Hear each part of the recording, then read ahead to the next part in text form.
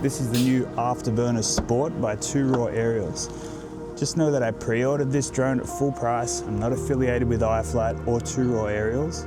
It's just the first time a ready-to-fly drone has got me excited and inspired to make a video. So I'm going to give you my thoughts, opinions, and show you a lot of raw footage, what you can expect if you pick one up.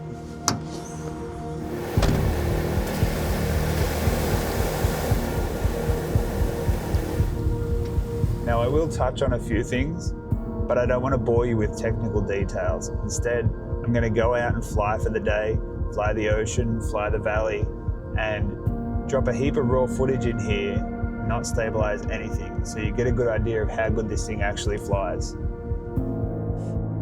I own a stack of ready-to-fly drones, and for the most part they fly pretty well, they get the job done, but for me it's more about redundancy, having parts available, having exactly the same drone straight off the shelf in case I break something, and they just look more complete than something I've knocked together myself when you're on set, when you're in front of clients. So predominantly for professional work, all my drones are ready-to-fly drones. In terms of performance, I think calling it the Afterburner SPORT is very fitting. It's not the top speed that's impressive, it's how agile this thing feels in the air. And if you've ever owned a bottom mount battery drone, or if you've ever raced drones before, you're going to feel right at home with this thing. If you haven't flown a bottom mount battery drone before, this is going to feel a little bit weird, but trust me, if you want something to fly more like a wing, for me that's what I like in a drone. I like to carry a bit of speed and like to roll and then pitch back.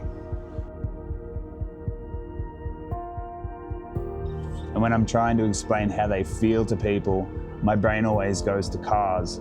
So previously I would hot rod these things and they would always feel like a family saloon with high performance parts, whereas this feels like a complete package, more like a high-end sports car.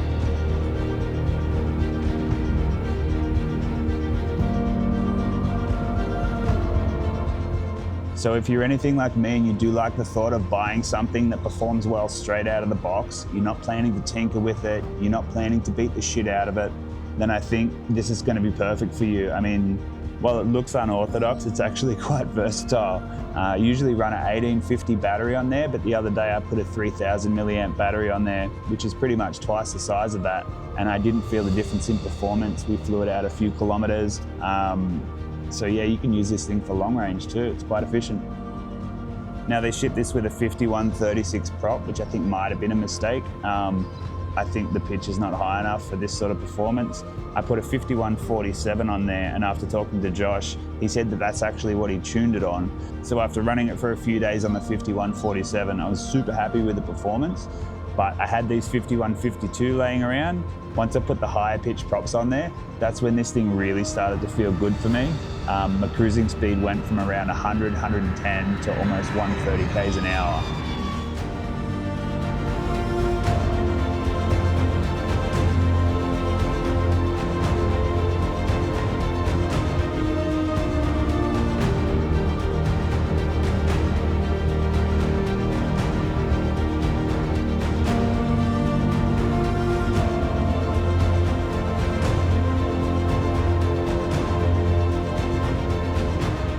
So the team at 2 Raw Aerials obviously know what they're doing when it comes to frame design and tuning, and this is very evident in the truss design frame. The rigidity is ridiculous. I mean, this thing is the stiffest frame I've ever felt in my life. Like torsionally, if I'm to twist left and right, I've never felt a cookie cutter frame feel like that before. So that's something, and it's probably going to be pretty evident in the tune as well. Obviously it looks amazing.